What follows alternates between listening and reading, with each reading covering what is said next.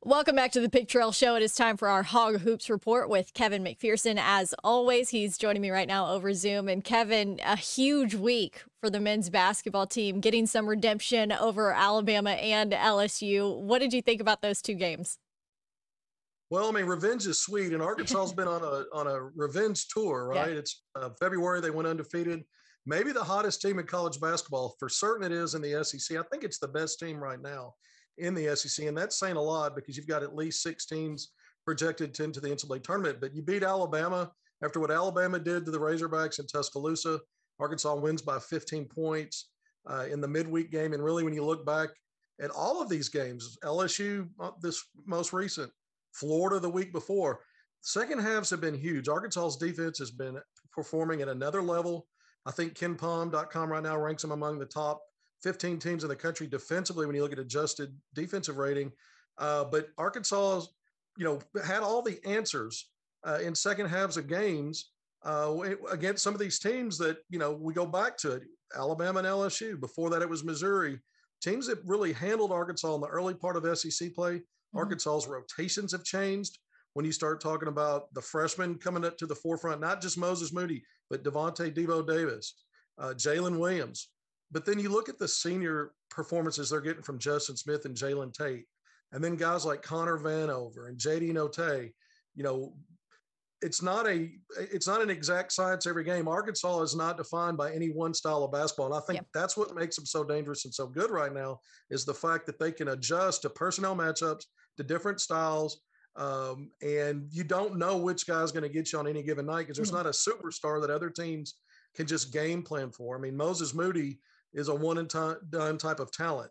But even he plays the right way and he's not going out and looking for a certain number to put on the scoreboard. So you can't focus on one guy because they all are playing so well together right now as a team.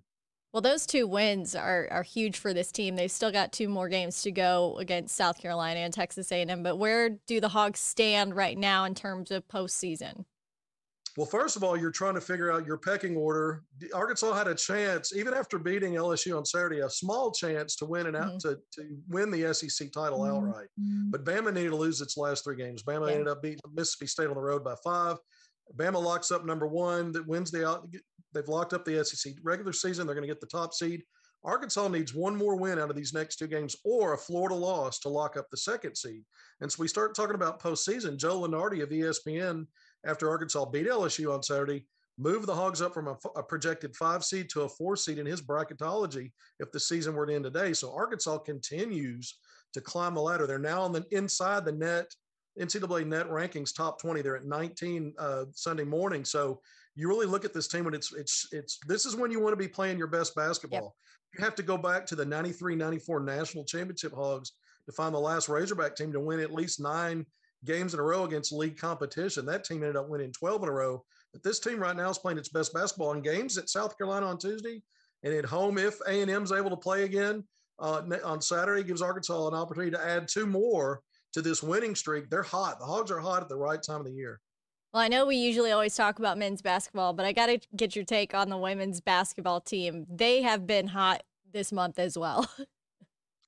4 games in a row. And we know that Arkansas, there's 6 teams are in the women's side that are ranked right now, kind of similar to the men's, not that many ranked, but 6 teams that are locks for the NCAA tournament. But this Razorbacks team, 4 wins in a row. Some of them have been close, but the point is you find a way to win. Yep. And Mike Neighbors' team, when you look back at the resume, wins over top 5, then Baylor, and then more recently UConn. And then you've got a weapon like Chelsea Dungy. This team has a chance to go a long way in the NCAA tournament.